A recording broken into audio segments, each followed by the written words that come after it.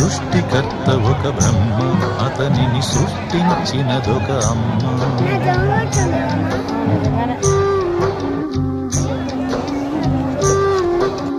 సృష్టికర్త ఒక బ్రహ్మ, అతనిని సృష్టించినదొక అమ్మ.